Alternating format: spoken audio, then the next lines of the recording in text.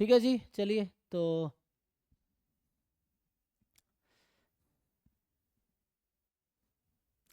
जो भी इनके डाउट्स हैं बताइए।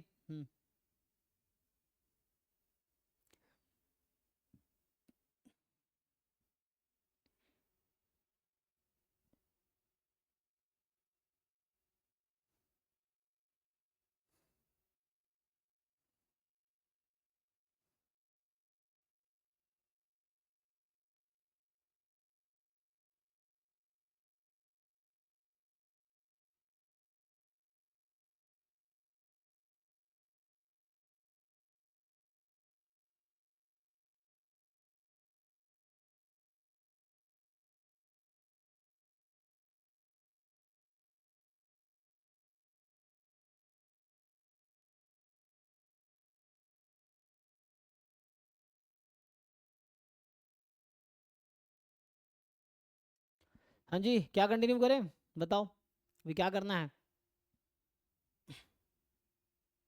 कुछ डाउट है या क्या करें, या थ्योरी आगे बढ़ाएं?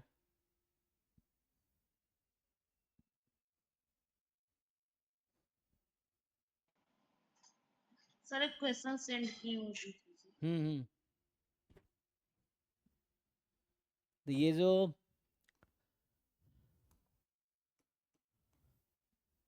क्वेश्चन आपने भेजा है प्रयास वाले ग्रुप में, देखो जी, ये कह रहा है कि x1 x2 xn ये रैंडम सैंपल, तो ये CSR नेट 2018 का है, ठीक है ना। सो दिसंबर 2018 का ये PYQ है।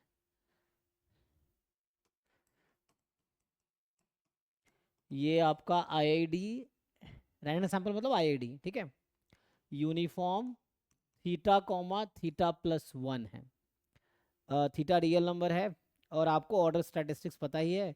So which of the following are 101 minus alpha percent confidence level for theta. तो ये पूछ रहा है कि इनमें से कौन सा 101 minus alpha percent confidence level theta के लिए। पहला ऑप्शन है माइनस इन्फिनिटी से nth order statistics minus alpha की पावर 1/n।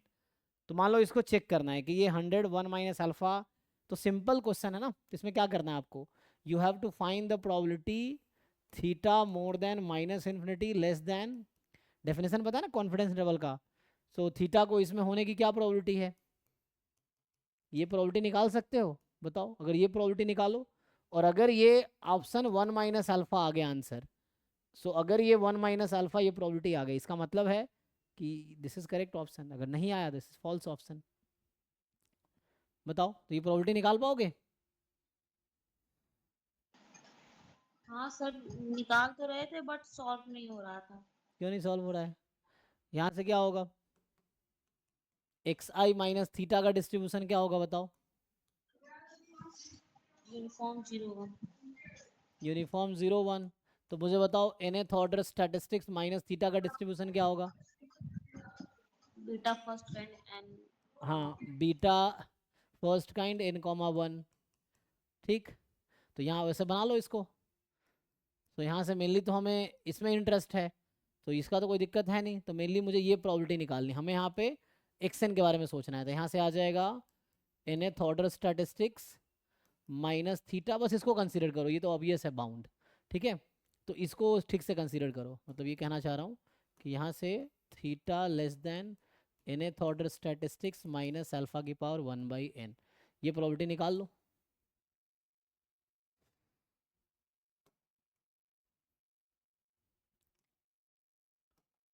ठीक है, तो यहाँ से प्रोबेबिलिटी ये आ जाएगा nth order statistics minus theta, क्या हो जाएगा ये, मोर देन अल्फा की पावर 1/n। अब बताओ ये बीटा n,1 है, तो इसका PDF क्या होता है? इस वाले मान लो इसको कोई नाम दे दो कुछ भी, है ना, एक्स का पावर एन मान लो y बोल देते हैं। तो इसका PDF क्या होगा, PDF या सी, एन इंटू एक्स का power n. n into x की पावर n। तो अगर y लिखते हैं तो y बिटवीन 0 और 1, चेक कर लो जी बाकी लोग। तो n तो नहीं होगा, बीटा का PDF क्या होता है, CDF बता रहे हो PDF बता रहे हो? n-1 ना,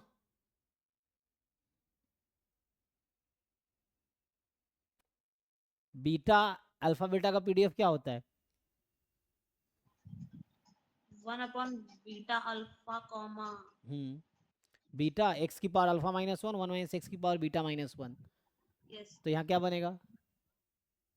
एन माइनस वन होगा ना वाई की पावर। तो ये क्या है? तो यही तो रैंडम वेरिएबल है, ये रैंडम वेरिएबल वही है, इसका वही डिस्ट्रीब्यूशन है। तो ये मोर देन कह रहा है, तो इसका मतलब इंटीग्रेट कर लो अल्फा की पावर वन बाई एन से कहाँ तक, सॉरी सपोर्ट तो इसका वन तक ही जाता है, सो वन तक, और पीडीएफ है ये एन वाई की power n minus one d y. बताओ ये कितना आएगा? ये पीडीएफ लिख दिया ना, पीडीएफ को इंटीग्रेट कर दिया इस नंबर से वन तक, क्योंकि सपोर्ट तो इसका जीरो से वन है इसीलिए। ये बताओ कितना आएगा? क्या वन माइनस अल्फा आएगा या नहीं आएगा, क्वेश्चन ये है। हाँ सर आ गया। आ गया ना? तो यही हर ऑप्शन में यही करना है, तो इसका मतलब ए इज द ट्रू ऑप्शन। समझे? तो ये यस। यही चीज आपको हर ऑप्शन में करना है कि थीटा, ये जो लोअर बाउंड है अपर बाउंड इसके बीच है, उसको सिंप्लीफाई करो ठीक से, और देखो ये प्रोबेबिलिटी कितनी आती है। अगर वन माइनस अल्फा आ गई, so yes this is the 100, one minus sir alpha percent. हाँ सर वो पाइवोटल क्वांटिटी निकाल के भी करते हैं ना, वो वाला तरीका थोड़ा कंफ्यूज नहीं कर रहा है, नहीं, वैसे तो नहीं वो करना है। तो तब है जब आपको एक इंटरवल निकालना पूछता है। Confidence interval is not unique.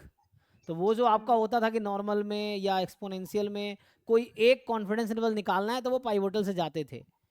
But वो एक यस। एक interval, this is not the only interval, there are infinitely many confidence intervals.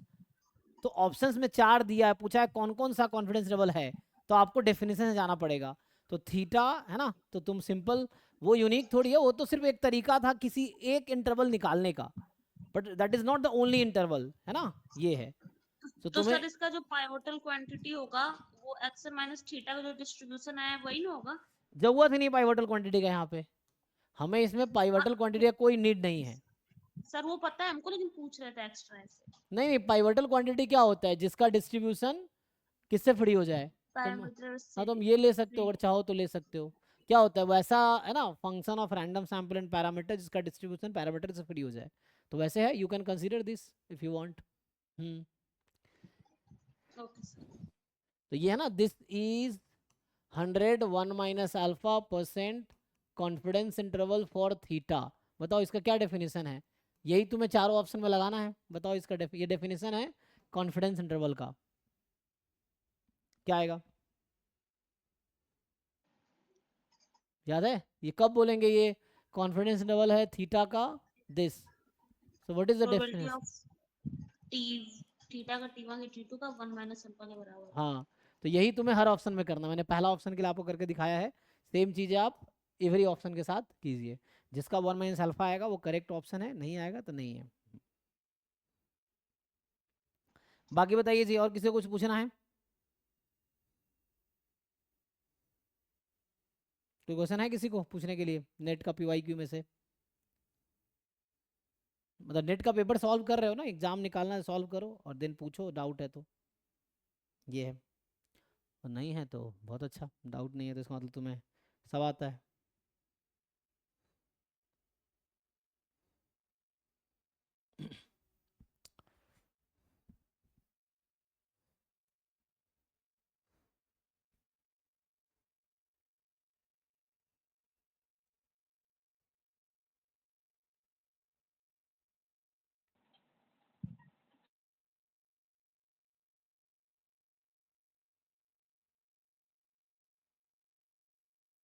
बोलो भाई, क्या होगा?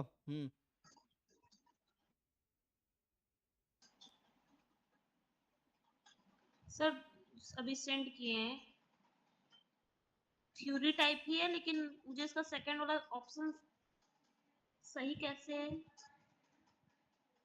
मतलब फर्स्ट वाला ऑप्शन क्यों करेक्ट है वो समझ नहीं आ रहा। सेकंड वाला तो समझ गए, सेकंड और थर्ड, फर्स्ट वाले में प्रॉब्लम हो रही है। क्या कह रहा है कि एक्स आई वाई आई जो आपके पास है वो गिवन डेटा पॉइंट्स हैं, where not all x i's are same, C decides to fit a linear regression model of y on x, है ना, वाई ऑन एक्स, है ना, ठीक है। सो वाई ऑन एक्स क्या होता है? वही alpha plus beta x type का ना। तो which with intercept with an intercept and d अच्छा d दो पर्सन है क्या C D D decides to fit a linear regression model y on x without an intercept. तो intercept alpha है और दूसरा ये विदाउट इंटरसेप्ट है, मतलब है ना, एक ये हो गया, एक मान लो जस्ट बीटा एक्स टाइप का एक ये मॉडल विदाउट इंटरसेप्ट है ना, और वो विथ इंटरसेप्ट लगा रहा है, ऐसा कुछ कह रहा है.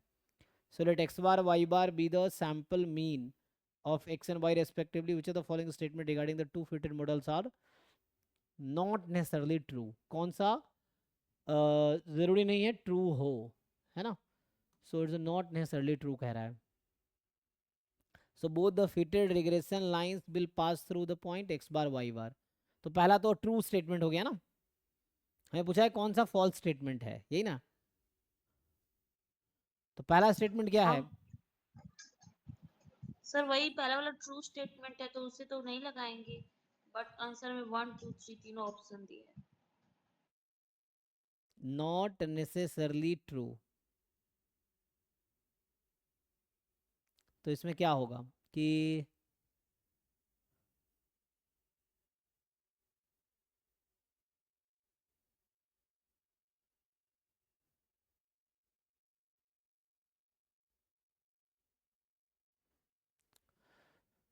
तो जो आपका रिग्रेशन मॉडल होता है सिंपल वाई ऑन एक्स हो या एक्स ऑन वाई हो,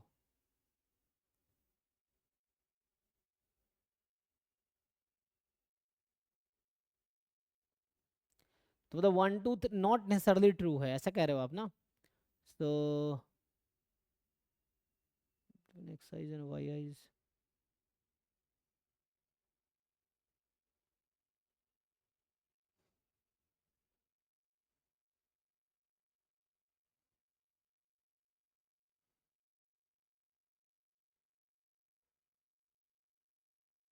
दोनों का एस्टिमेटर निकालो क्या आएगा, उसके अकॉर्डिंग देखो क्या होगा.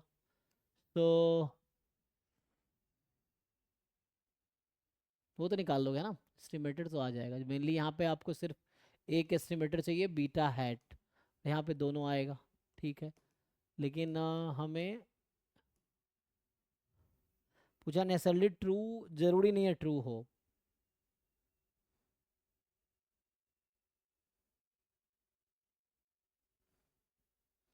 तो मेनली ऐसा कहना चाह रहे हैं एक्स बार वाई बार से तो हम्म,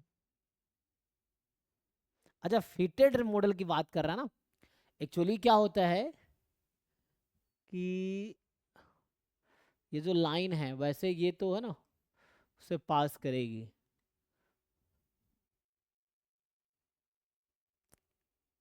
both the fitted regression lines will pass through the this.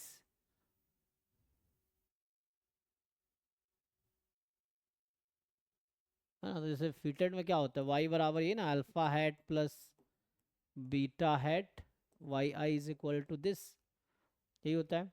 और यहाँ पे होगा y i is equal to beta hat x i's, इस तरह से,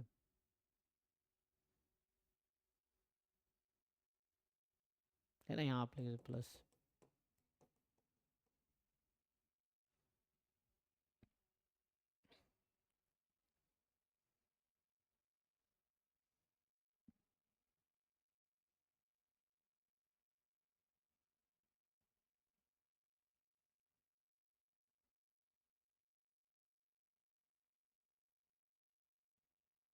तो मैंने तुम्हारा डाउट किया ये पहले वाले ऑप्शन क्यों फॉल्स है, ये पूछना चाह रहे हो ना कि फर्स्ट क्यों फॉल्स है. अच्छा.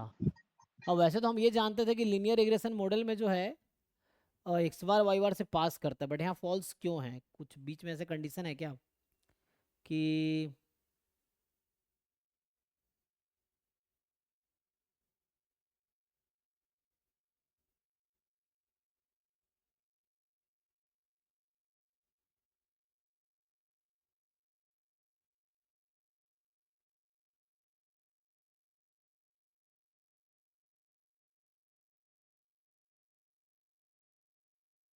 उसको देखना पड़ेगा क्या है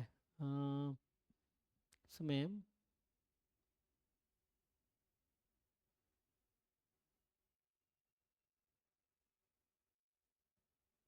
देखो जी बाकी लोग ट्राई करके बताओ पहला स्टेटमेंट क्यों फॉल्स है.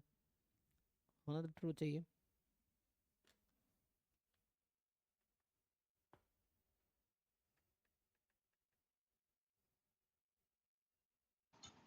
सर मतलब पहले और दूसरे ऑप्शन में किसी एक को तो गलत होना पड़ेगा, दोनों में तो अलग अलग बातें लिखी है। हम्म। तो इस अच्छा ऑफिशियल आंसर की में देखे हो, ये तो चलो इसमें हमारे आंसर की में हो सकता है उसने लिख दिया हो। एक बार ऑफिशियल से क्रॉस चेक कर लेना, क्योंकि कई बार ना यहाँ टाइपिंग में गलत हो जाएगा, तो ऐसा भी हो जाता है ना। हाँ सर, ऑफिशियल से नहीं देखे हैं।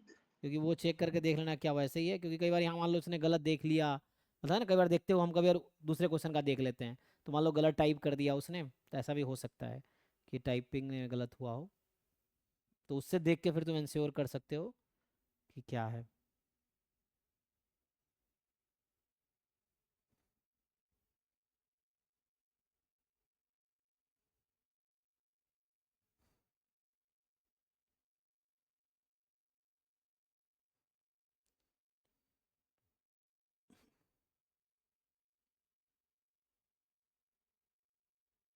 अच्छा लेकिन एक रिजल्ट कुछ ऐसा कहना चाह रहा है कि in regression with intercept the fitted line always passes through x bar y bar, ऐसा कुछ स्टेटमेंट है। तो आप लोगों ने ये पढ़ा होगा कि हम लोग जनरली यही डिस्कस करते हैं ना क्लास, मतलब जो सिंपल लीनियर रिग्रेशन मॉडल है, तो हम लोग ये डिस्कस करते हैं ना। तो ये पर्सन सी का मॉडल है, ये डी का मॉडल है। तो ऐसा कुछ रिजल्ट है कि regression model with intercept the fitted line always passes through x bar y bar, ठीक। तो ये वाला तो हमेशा पास करेगा एक्स बार वाई बार से, सी वाला, ठीक है। एंड कह रहा है कि in regression model without intercept it may not pass through x bar y bar. तो ऐसा ही जरूरी नहीं है कि एक्स बार वाई बार से ये पास करेगा ही, यहाँ इंटरसेप्ट नहीं लिया ना। तो ऐसा कुछ है देखो इसके अकॉर्डिंग ऑप्शन में। तो मतलब जो विथ इंटरसेप्ट है ना, मतलब ये जो मॉडल है हम लोग जो पढ़ते हैं simple linear regression model in general, so उसमें हमने ये पढ़ा होगा ना, आपने ये पढ़ा होगा, मैंने भी यही पढ़ा है कि जो हमारे पास फिटेड रिग्रेशन लाइन है that will pass through x bar y bar. But ये विदाउट इंटरसेप्ट है, तो इसमें ऐसा जरूरी नहीं है ना। इट इज नॉट नेसेसरी कि ये एक्स बार वाई बार से पास ही करे, ये चीज़ है, तो इसलिए पहला गलत है। और दूसरे में क्या है, अच्छा C will pass through this but D is fitted line will not pass, मतलब मे पास ना, मतलब पास कर भी सकता नहीं भी कर सकता ऐसा है। लेकिन ये कह रहा है कि will not pass through origin, तो इसलिए बी भी गलत है ना। बी क्यों गलत है, अगर देखो इसमें विल नॉट की जगह मे नॉट होता ना, तो बी स्टेटमेंट ट्रू होता। लेकिन इसने क्या कहा है, मतलब हो सकता है पास करे या नहीं भी कर सकता है डी में। सी वाले मॉडल में जरूरी है कि fitted regression model will pass through x bar y bar, ये नेसेसरली मतलब जरूरी है। इसमें जरूरी नहीं है कि एक्स बार वाई बार से पास ही करे इस मॉडल में। तो यहाँ से ना will not pass through origin, इसलिए ऐसा गलत है, ठीक है ना। पहला क्यों गलत है, क्योंकि ये कह रहा है कि ये पास करेगा ही एक्स बार वाई बार से, तो इसलिए पहला गलत है। दूसरा में कह रहा है कि डी वाला मॉडल जो है will not pass through this, pass नहीं करेगा फॉर श्योर, तो इसलिए गलत है। अगर मे नॉट होता तो सही हो जाता, ऑप्शन बी ट्रू स्टेटमेंट हो जाता। तो फॉल्स ओके स्टेटमेंट सर। इसलिए है क्योंकि वो मे नॉट नहीं लिखा है, ठीक है ना। तो ये थिंक ये लॉजिक इसमें लगेगा, ठीक है। तो थोड़ा सा आप पढ़ो विथ इंटरसेप्ट उसके बारे में, तो आपको समझ आएगा, ठीक है।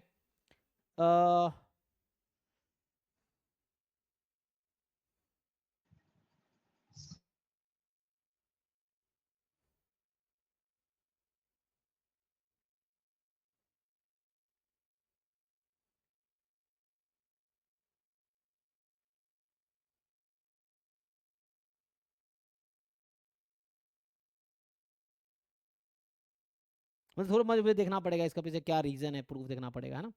ये कुछ है। So fitted regression line passes through, है ना, फिटेड है ना, linear regression line with intercept passes through x bar y bar, ये है। जैसे अल्फा प्लस बीटा एक्स है, so this will surely pass through x bar y bar, ये है।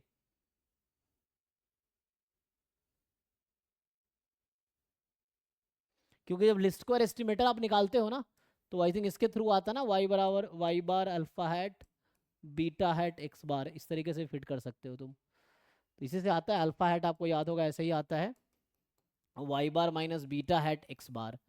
तो इसी से आता है ना अल्फा का एस्टिमेटर जो है, लिस्ट स्क्वायर एस्टिमेटर पहले वाले में। दूसरे वाले में क्या है, अल्फा का एस्टिमेटर की जरूरत ही नहीं है। तो इसीलिए सेकेंड वाले में it is not necessary that the model fitted regression model will pass through x bar y बार, ये है। ठीक है, तो ये आपके लिए है ना, मतलब सीख सकते हो, देख सकते हो कि अब ये याद रखना होगा आपको। ठीक है, ये रिजल्ट है एक्चुअली, तो जिसका थोड़ा प्रूफ देखना पड़ेगा कि ऐसा क्यों हो रहा है। क्योंकि यहाँ पे जब हम लिस्ट स्क्वायर एस्टिमेटर निकालते हैं तो अल्फा हैट का एस्टिमेटर एक्स बार और वाई बार के टर्म में ही आता है, that's why it will pass through x bar and y bar. But उसमें ऐसा जरूरी नहीं है, इसमें ना एक्स बार वाई का ऐसा कोई है नहीं, शायद इसलिए कुछ होगा। ठीक है, ओके। ओके ठीक है। नेक्स्ट बताइए जी। और कुछ है किसी को पूछने के लिए?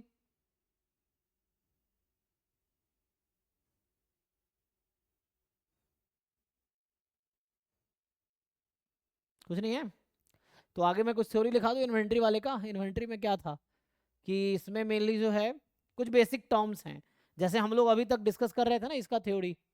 तो जो हमने इसका थ्योरी डिस्कस किया था, तो अभी हमने ये वाला पार्ट थोड़े डिस्कस किए थे लास्ट के 2-3 क्लास में, है ना। मेनली हमने जो डिस्कस किया था कि MM1 मॉडल क्या होता है वही डिस्कस किया था। इसमें क्या है, इन्वेंट्री मॉडल्स क्या होते हैं इसका बताओ, किसी को आइडिया है? चलो इसका थोड़ा थ्योरी देख लेते हैं। तो मेनली एक दो फॉर्मूला है जो मैं लिखाऊंगा, जो हो सकता है आपको यूज़ हो अगर क्वेश्चंस, फिर बाद में CSR नेट का क्वेश्चंस भी देखेंगे अगर यूज़ हो पाया तो। ये है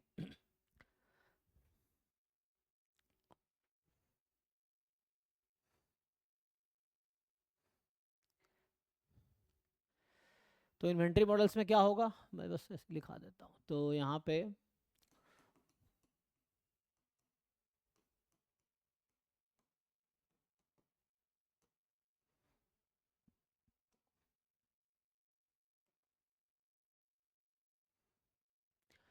तो ये होता क्या है, इस टर्म को थोड़ा डिफाइन करो, कोई बताओ इन्वेंट्री का क्या मतलब है। ये आपने सुनते होंगे ना, inventory management and all that, तो बहुत सारे इवेंट्स होते हैं तो उसमें इस तरह की चीज़ें आती हैं। हालांकि ये मैनेजमेंट का ही पार्ट है ऐसे तो।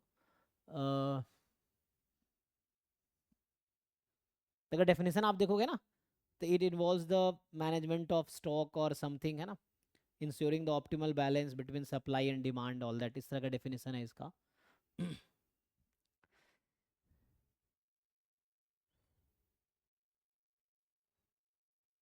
इसमें कुछ टर्म्स हैं जैसे डिमांड रेट, है ना, इस तरह कुछ टर्म्स आपको समझना पड़ेगा।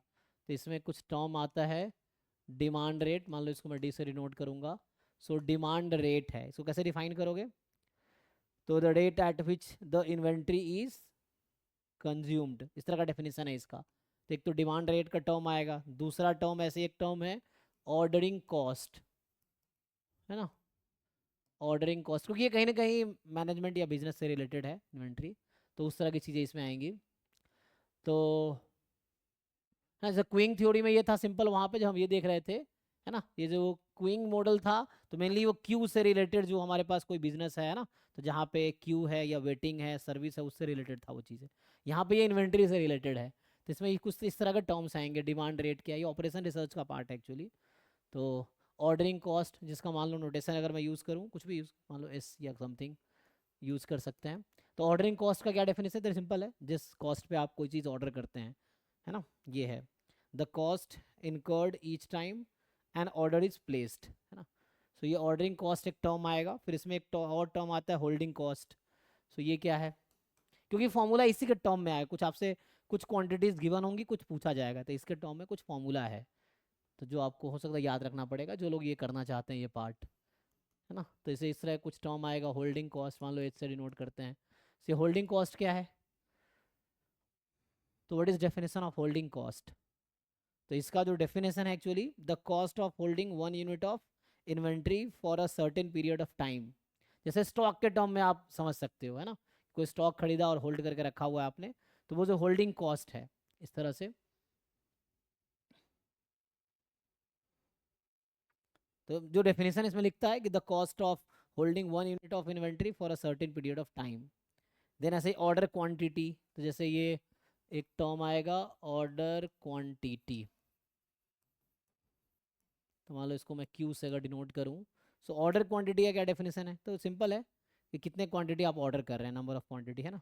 तो अगर ऐसे फॉर्मल डेफिनेशन देखे तो उस लिखता है the quantity of inventory ordered each time, ऐसा लिखता है। फिर री ऑर्डर पॉइंट, एक और वर्ड आता है रीऑर्डर पॉइंट।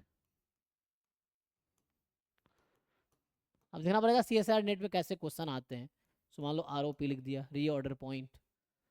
तो इस पे किस तरह के क्वेश्चंस आए हैं, so that we have to see. पहले तो बेसिक थ्योरी देख लो, फिर क्वेश्चंस देखेंगे ट्राई करके। सो रीऑर्डर पॉइंट क्या होगा? The inventory level eight which a new order is placed, है ना। तो ये इसका डेफिनेशन है। देन एक और टर्म इसमें बता रहा है ये लीड टाइम। तो लीड टाइम का क्या मीनिंग है? तो ये फॉर्मूला इसके टर्म में आएगा। फिर बात देखें इन सब में क्या रिलेशन है एक्चुअली, है ना। तो लीड टाइम इसमें एक टर्म आता है। So what is definition? The time taken between ordering and receiving the item या स्टॉक या यूनिट, ठीक है ना। So the time taken between ordering and receiving, तो ये आपका लीड टाइम एक्चुअली, है ना। जो आपने ऑर्डर किया, जब रिसीव किया कोई जो भी आपका मटेरियल है या जो भी स्टॉक है या कोई भी क्वांटिटी है या यूनिट है, ठीक है। तो ये लीड टाइम है। तो time between ordering and receiving some unit. तो ये कुछ टर्म्स हैं जो आगे यूज होगा, ठीक है। Demand rate, ordering cost, holding cost, order quantity, reorder point and lead time. And इसके टर्म में फॉर्मूला क्या है? सो तो मेनली इसमें जो पूछा जाता है, मान लो कुछ क्वांटिटीज आपको दे देगा and they will ask you, जैसे इसमें पूछा जाता है इकोनॉमिक ऑर्डर क्वांटिटी, ये क्या होगा? What is the formula of economic order quantity? मतलब इस तरह के टर्म्स हैं यहाँ पे जो आपसे पूछा जाएगा। इकोनॉमिक ऑर्डर क्वांटिटी, इसका पूरा नाम लिखोगे।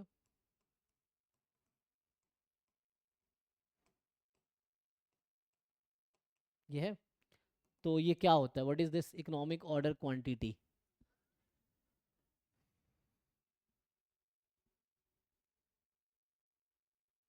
तो इसका जो फॉर्मूला एक्चुअली है, ये इन्होंने कुछ फॉर्मूला बनाया है।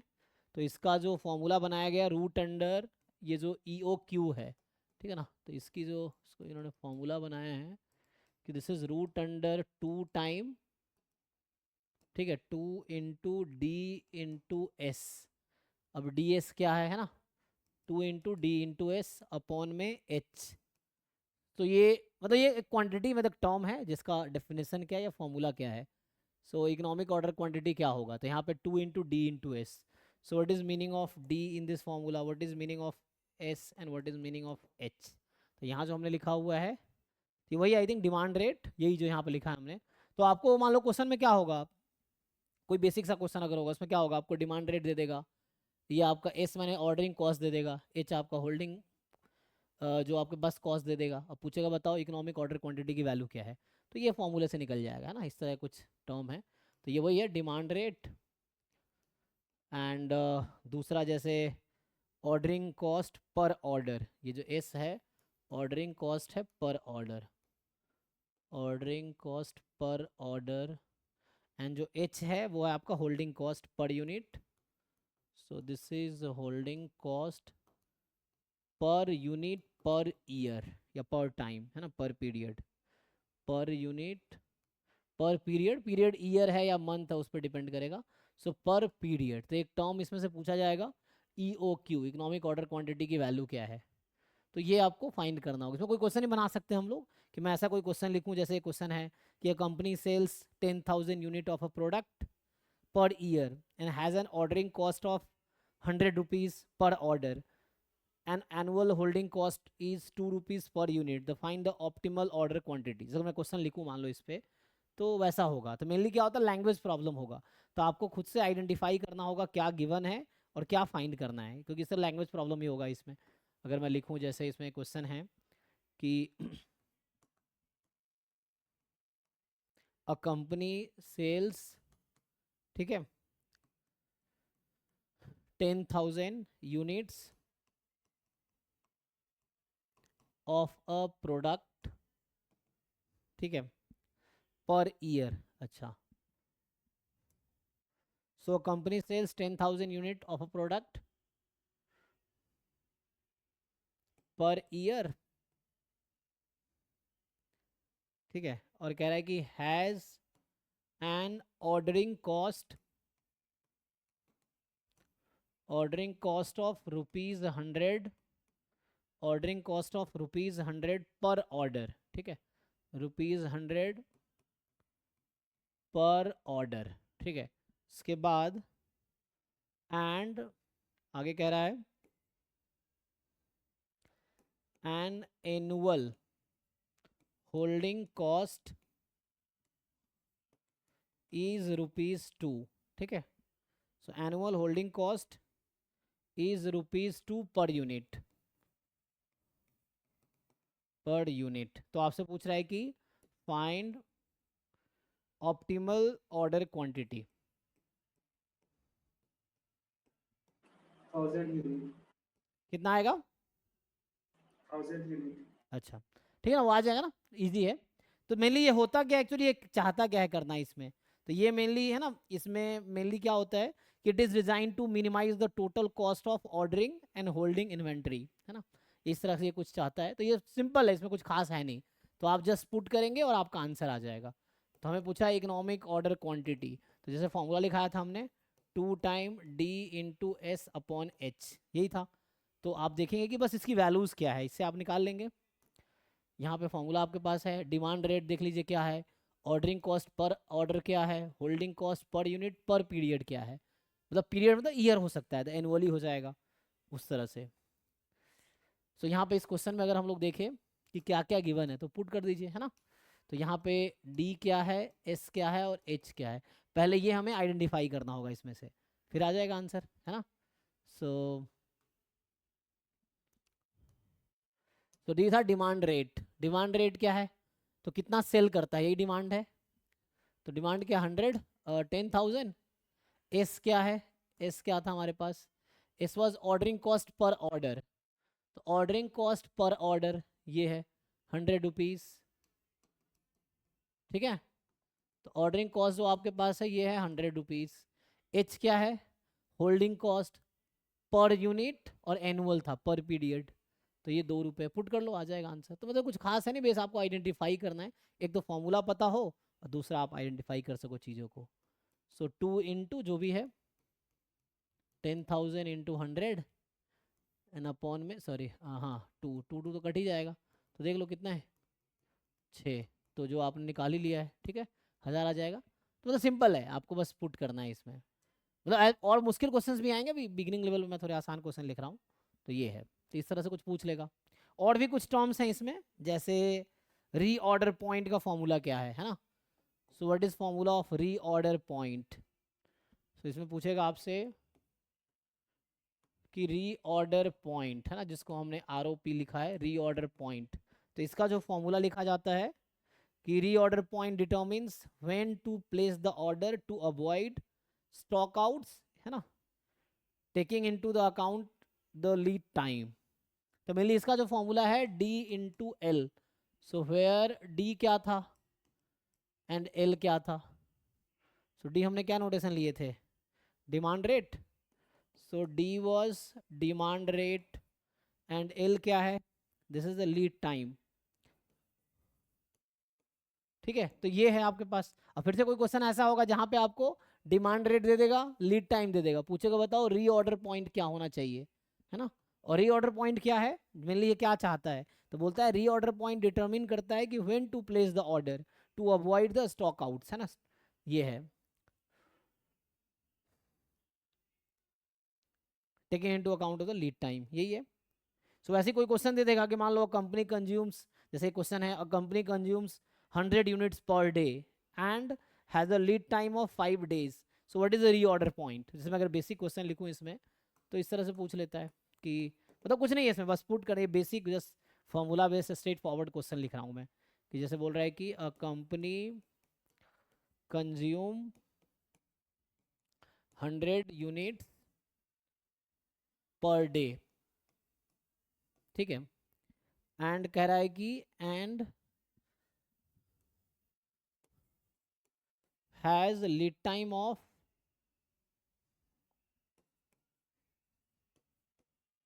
लीड टाइम ऑफ 5 days, ठीक है। तो आपसे पूछता है कि बताओ रीऑर्डर पॉइंट क्या है, then find what is reorder point, ये पूछ रहा what is the reorder point.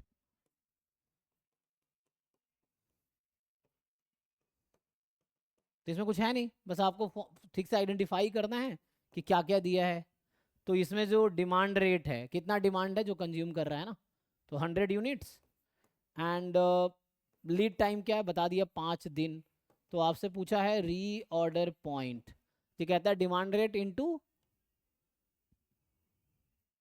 This, तो कितना हो जाएगा 100 इंटू 5, तो 500 देखो कितना है, तो 500 यूनिट्स का रीऑर्डर पॉइंट है।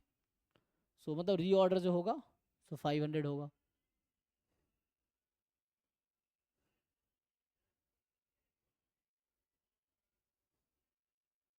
ऐसे एक और टर्म बोलता है टोटल कॉस्ट फंक्शन, है ना, एक और टर्म इसमें है टोटल कॉस्ट फंक्शन। क्या है टोटल कॉस्ट फंक्शन, है ना।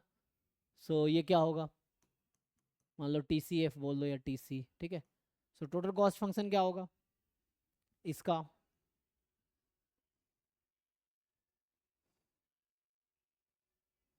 ठीक है। Total cost function combines the ordering and holding cost.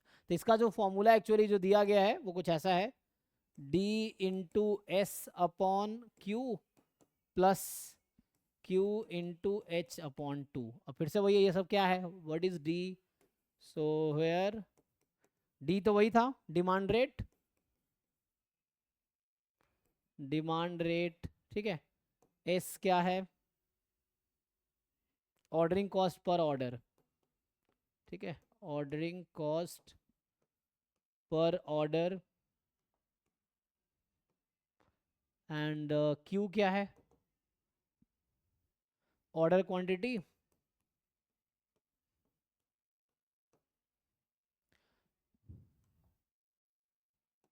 और नेक्स्ट जो आपके पास है H, जो H क्या था होल्डिंग कॉस्ट, है ना। सो होल्डिंग कॉस्ट पर यूनिट पर पीरियड, सो आएगा पर यूनिट पर पीरियड, ठीक है। इस तरह से फिर से कोई क्वेश्चन लिखे जहाँ पे ये क्वांटिटी अगर हम दे दें तो हो जाएगा। तो इस तरह कुछ फॉर्मूला है और भी है जो कि आगे देखते हैं, है ना, अगले क्लास में। तो ठीक है, तो मेनली बेसिक्स ये है, बाकी एग्जाम को देखना पड़ेगा क्वेश्चंस क्या आता है उस पर। तो मैं बस आपको बेसिक बता रहा हूँ कि ये जो इन्वेंट्री मॉडल्स में ये जो टर्म्स हैं कुछ ये आपसे पूछे जाएंगे फॉर्मूला, कि इकोनॉमिक ऑर्डर क्वांटिटी क्या है ना, या ये तो उसी का क्वेश्चन था। फिर रीऑर्डर पॉइंट क्या है, या व्हाट इज़ द एक्सप्रेशन या value of total cost function. तो ये है, फिर से एक क्वेश्चन लिखूंगा जहाँ पे ये सारी क्वांटिटी आपको दे दिया जाए, आप पुट करोगे आंसर आ जाएगा, इस तरह से है।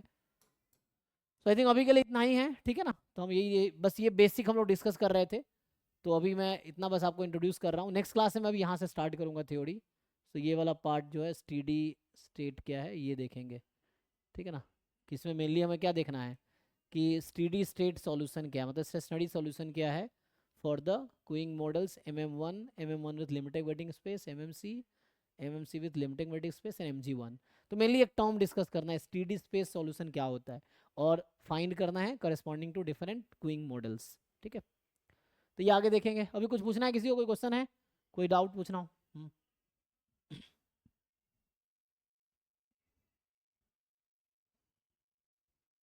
सर इसमें सिर्फ एक ही मॉडल पढ़ना है इन्वेंट्री में, या फिर जैसे अलग अलग मॉडल है, जी जी, तो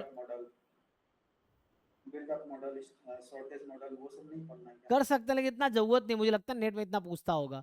मेनली क्यूइंग थ्योरी है तो मेनली मुझे लगता है ज़्यादा तो क्यूइंग थ्योरी में इसका फोकस रहता है, बट कर सकते हैं डिटेल में तो बहुत सारी चीज़ें की जा सकती हैं। लेकिन हमें देखना है एग्जाम की क्या डिमांड है। अभी मैं बस इंट्रोडक्शन लिख रहा हूँ और उसमें हम क्वेश्चंस देखेंगे CSI नेट में कैसा आया, तो उसके अकॉर्डिंग जरूरत पड़ेगी तो और चीज़ें डिस्कस करेंगे। ये है तो PPI को डिस्कस करेंगे तो समझ आएगा, ठीक है। ठीक है भाई, तो अगले क्लास में कल मिलते हैं, फिर कल क्लास आगे करते हैं।